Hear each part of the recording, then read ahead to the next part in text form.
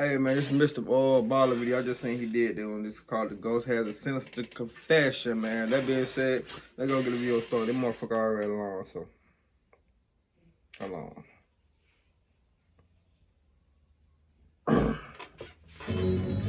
In the early evening of January 23rd, 1897, a blacksmith named Erasmus Shue stoked his fire inside of his little shop in rural West Virginia and then called out to his 11-year-old helper who was in the back cleaning up. Erasmus had been planning to head home early that night. However, a last-minute order for horseshoes had just come in, and so Erasmus knew that was not going to happen. He was going to have to work late. And so he was calling for his helper to send the helper to his home, Erasmus's home, to check on Erasmus's wife, Zona. He wanted to make sure that, one, Zona knew he would be late, and two, if Zona needed anything, the helper could go out and get it for her or help around the house or whatever she needed. After the helper had left, Erasmus went back to poking at his fire, but his mind was not on the horseshoes he needed to make. Instead, it was on his wife, Zona. The couple hadn't told anyone yet, but Zona was pregnant. Erasmus and Zona had only just met a couple of months earlier, but they had fallen in love very quickly. Zona was 23 years old, and she had beautiful dark hair and dark eyes and a quick sense of humor. She was a total free spirit who had grown up on a farm, and she... I ain't gonna even say that, cuz last time I said something earlier, y'all was in the comments said I was tripping, so I ain't gonna even say that. I'm just... never really been away from home. When Erasmus had arrived in the little village called Livesey's Mill, which was located near a river at the foot of this mountain and was right near where Zona lived, he and Zona had noticed each other right away. Erasmus, who was quite a bit older than Zona, he was 35 years old, was tall and handsome with piercing blue eyes, and he had come to this little rural town to set up his blacksmith shop. And to Zona, he was like this amazing, new, exciting thing. Zona's family, especially her mother, Mary Jane, did not approve of the fact that Zona and Erasmus had begun seeing each other, mostly because Mary Jane didn't like the fact that Erasmus was so much older than Zona, but Zona was known for being incredibly stubborn, and she loved Erasmus, and so there was just no stopping her. So in November, just a couple of months after meeting each other, Zona and Erasmus got married, and they moved into a little house together, and very quickly, Zona got pregnant. And both she and Erasmus were so excited about this that they wanted to go around and tell people, but early on, it was clear Zona had some complications with this pregnancy. She was sick all the time, and she just seemed really unwell, and the doctor who was seeing her knew that it likely had to do with her pregnancy. And so the couple decided that they should just wait and let the pregnancy develop a bit before announcing the news. So, on this late January day, Erasmus began hustling to finish these horseshoes because he really wanted to get home and be there for Zona and make sure she really was okay. And so as Erasmus thought about Zona, the steel he was heating inside of this fire was glowing bright orange and was ready to be forged into shape. And so Erasmus got his hammer and he got to work. Meanwhile, Erasmus's 11-year-old helper had arrived at Erasmus and Zona's house, and the helper walked through the gate up to the front door of this little two-story home, and he knocked on the front door. But Zona did not come to the door, which the helper thought was odd, because Zona was someone who was always bustling around the home and was very quick to open the door and chat with neighbors. And now, standing in front of this door, the helper couldn't even hear a sound inside of the house. It was like no one was home. And so the helper knocked again, and after some more silence, he just reached down and tried the doorknob and found it was unlocked. And so he swung the door in. And right away, the helper noticed that the house was totally dark. None of the lamps were lit, even though the sun was setting fast. And so the helper stepped inside of the house and continued to call out for Mrs. Shue, but there was no answer. And at some point, as the helper turned a corner and looked towards the base of the stairs that led up to the second level, he froze. Because lying on the ground was Zona. She was lying perpendicular to how the stairs run, on her back with one arm over her chest, like she was sleeping at the foot of the stairs. And so at this point, the helper is scared. He doesn't know what's going on here. Obviously something is wrong. And so very slowly, the helper began moving closer and closer to Zona. And when he was practically right on top of her, he yelled out her name one more time. And when she didn't call back and her chest wasn't moving and she was just totally still, he knew obviously something was terribly wrong. And so the helper at this point turned around. Well, if you see somebody laying on the goddamn ground, that should tell you right there's something wrong. Some people just dumb as shit. I ain't gonna lie. And sprinted out of the house and ran back to his own house. And when he got there, he ran inside and he told his mother that he thought Mrs. Shu, Zona, was dead. And so the mother told the helper, run back to the blacksmith shop and tell Erasmus to go home right now. I'll get the... Bring your favorite face everywhere you go. Show your fan loyalty with a WWE Superstar branded card from Netspin and the WWE. It would take the local doctor, the same one who had been treating Zona for her pregnancy complications, almost an hour to finally get to Zona's house. And when the doctor arrived, he found the 11-year-old helper and his mother and other neighbors kind of clustered around in the first floor of the home. And then when he went up to the second floor into the master bedroom, he found Erasmus, who by this point had returned, and he was sitting on his bed, and he had laid out his wife, Zona, so that she was on her back and her head was in his arms, and he was stroking her hair and rocking back and forth and crying. The doctor, of course, knew Zona and Erasmus very well because of how often he had been treating Zona for her pregnancy issues over these last few weeks, and so he felt a pit of sadness looking at this scene, but he knew he had to do his job, and so he gently walked over and he put his hand on Erasmus's shoulder, and he just said, you know, I need to examine Zona's body. And Erasmus, at this point, he didn't even look up. He just continued to sob and rock back and forth while stroking her hair. Finally, the doctor kind of was a bit more forceful in asking Erasmus to step aside, at which point Erasmus did. He got out of the way and positioned Zona flat on the bed, and he made sure her hair was perfectly combed all around her neck. And then Erasmus knelt down right next to the bed and continued stroking his wife's hair and crying, while the doctor at this point kind of moved to the foot of the bed and began looking at Zona and beginning his examination. And the doctor would quickly confirm that yes, Zona was dead. And after looking at her pelvis and kind of moving her around, the doctor came to the conclusion that very likely Zona had passed away from pregnancy complications. Zona's funeral would be held the next day at the local cemetery at the top of this hilltop. And by this point, the word had gotten out that Zona had been pregnant when she died. And so during this funeral, everybody was staring at Erasmus, who was overcome with grief and crying so hard that he could barely catch his breath. And then right before they lowered Zona's casket into the ground, Erasmus made a point of putting his wife's favorite scarf into the coffin with her. He said his final goodbyes, he shut the casket, and then it was lowered into the ground. But while the mourners were obviously very moved by just how unbelievably grief-stricken Erasmus was, I mean, his whole family was wiped out in one blow. What really stood out to the people that attended that funeral was not Erasmus's reaction to his wife's death, but rather Zona's mother's reaction to Erasmus.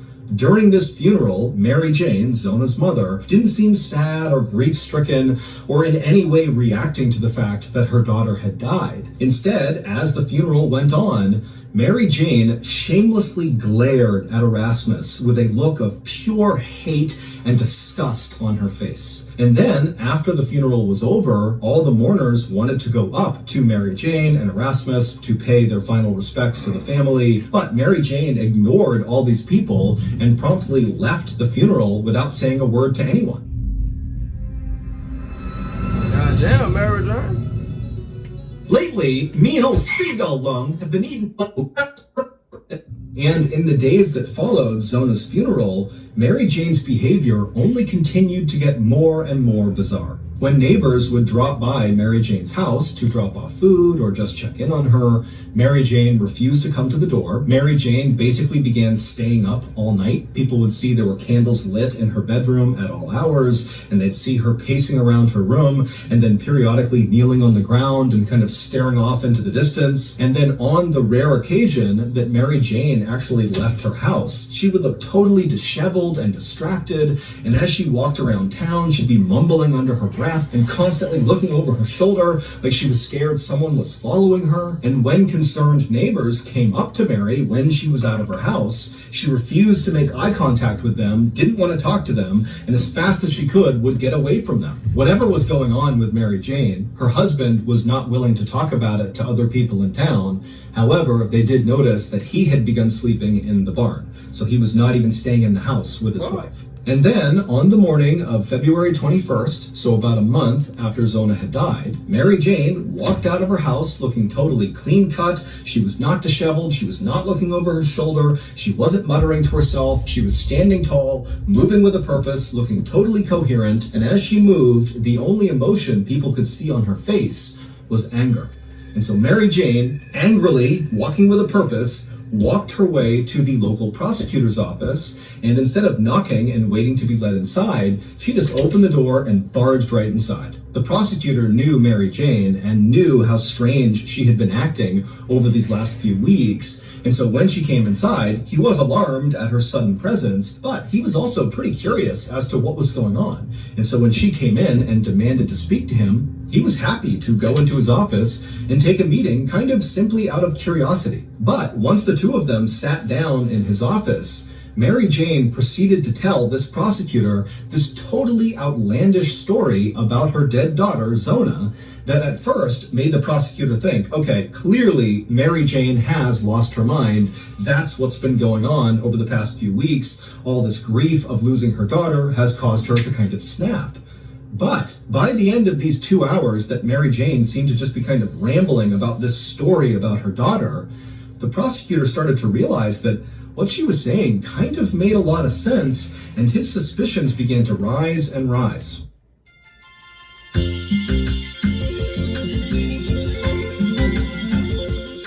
And so once Mary Jane was done telling this wild story about Zona, the prosecutor was convinced that what Mary Jane was saying, either Mary Jane killed her daughter or the husband.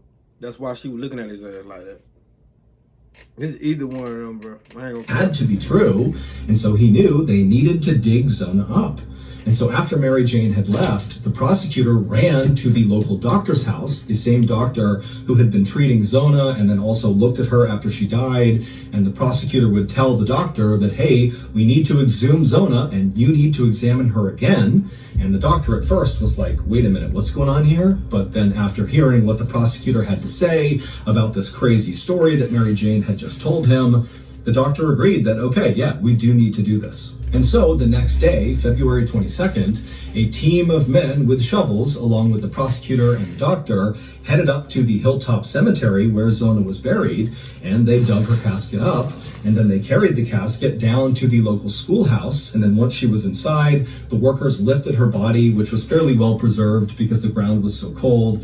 They lifted her body out and they placed it on a table, and then everybody left except for the doctor and the prosecutor. And once the room was clear, the doctor and the prosecutor began examining Zona all over again. And within about 30 seconds of this re-examination of Zona's body, basically at the exact same time, the doctor and the prosecutor, who were on either sides of the body, saw the thing that Mary Jane had alluded to in her wild story about her daughter. And so the doctor and the prosecutor, they're seeing this thing, they look up at each other and they can't believe it. Mary Jane's story had to be true. The following is Mary Jane's wild story. On the day of Zona's funeral, even though Mary Jane was overcome with grief over losing her daughter, the feeling that she really was harboring was hatred towards Erasmus. She hated Erasmus. She had always hated him.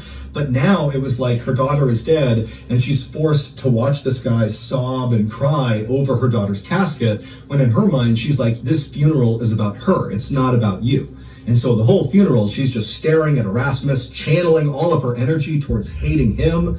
But then, as she's doing this, a new emotion began to creep up on her that she couldn't quite describe. Basically, it felt like something was terribly wrong.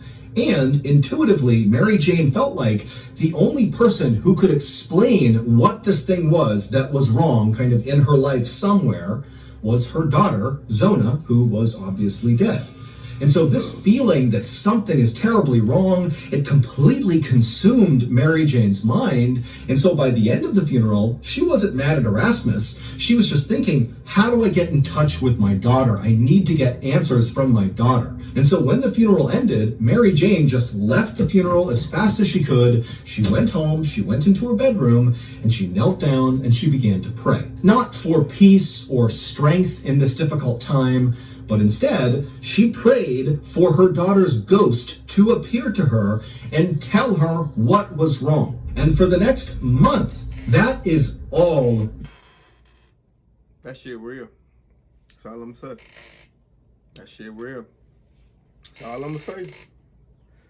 Mary Jane did. She was obsessed with this idea that she needed to basically conjure her daughter's ghost to tell her what this thing was that was wrong. And so that was why she was acting totally crazy. All she did was pray and then look for signs that her daughter's ghost had come or was on her way. And so she'd be up all night kind of looking around, hoping her daughter would suddenly appear. And then when she would go outside, the reason she was muttering is because she was still praying under her breath. And she was always looking over her shoulders because she thought her daughter would appear any moment. And then finally, one night in the middle of February, so this is a month into Mary Jane's attempts to conjure her daughter's ghost. She was in her room, she was praying like she normally did with all of her candles lit, and all of a sudden, as she's kneeling down praying, this bright light appears in the middle of her room. And as this light suddenly appeared, the room began to get really cold. And Mary Jane is staring at this light thinking, this is my daughter. But then just as quickly as the light and the cold that came with it had appeared, Meet Litter Box, a revolutionary self-cleaning litter box that eliminates the chore of scooping.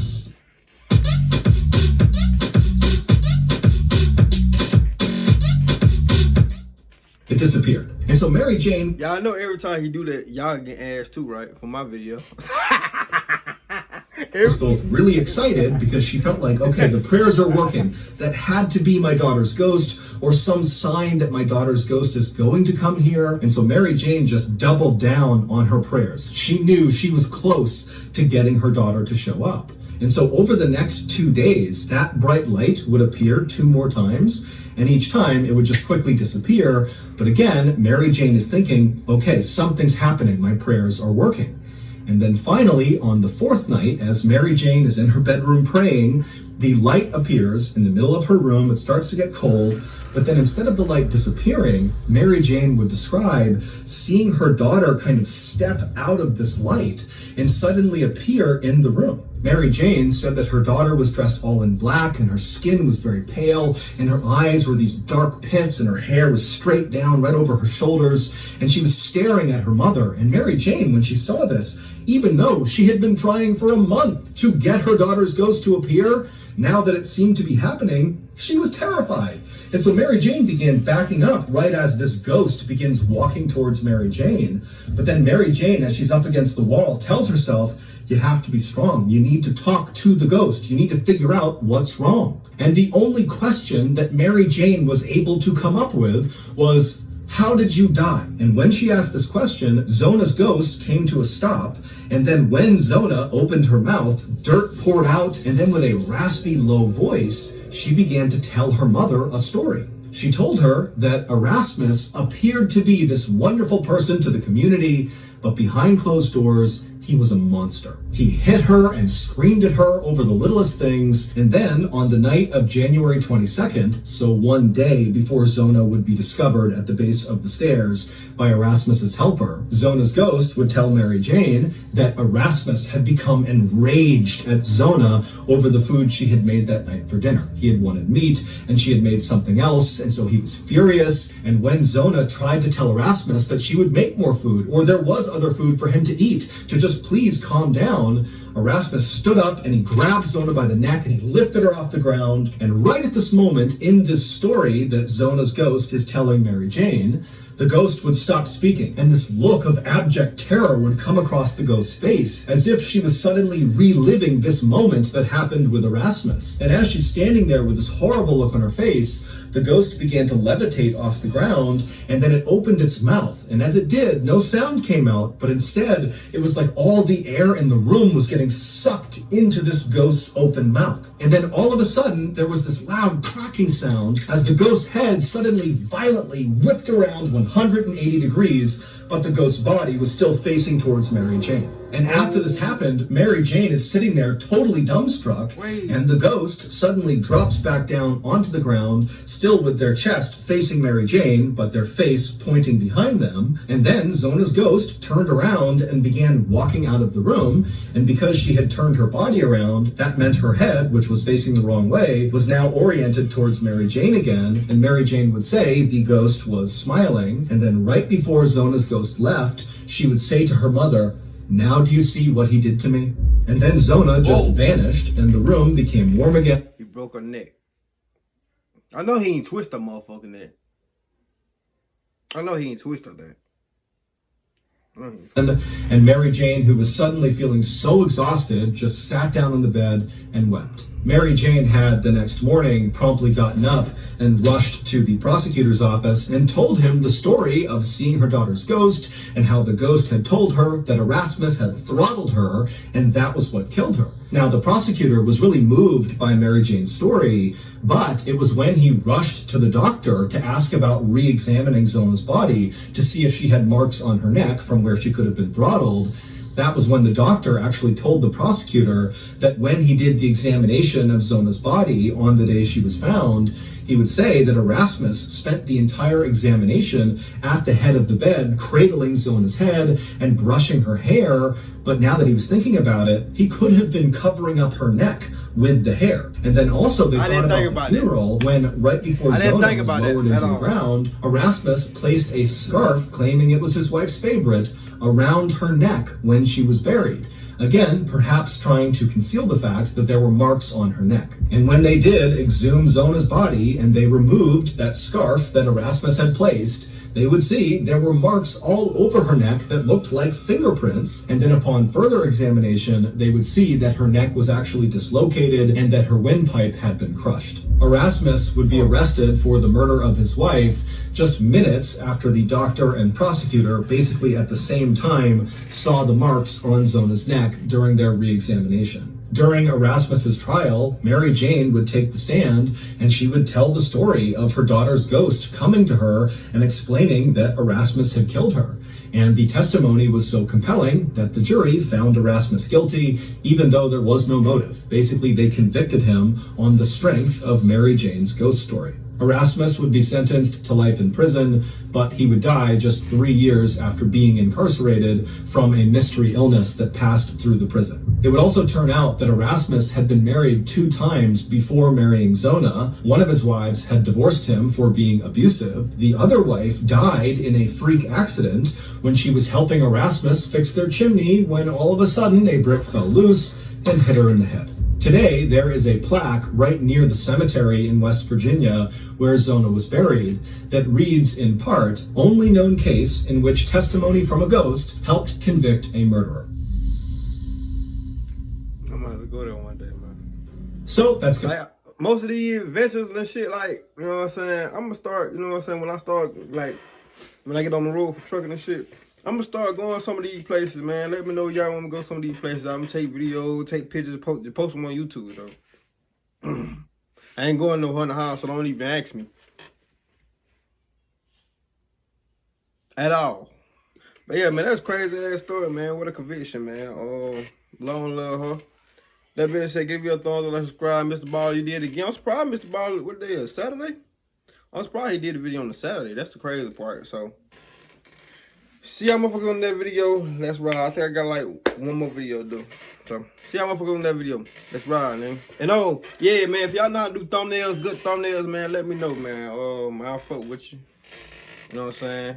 Money good. You feel me? That being said, see y'all motherfuckers on that video. Let's ride, man.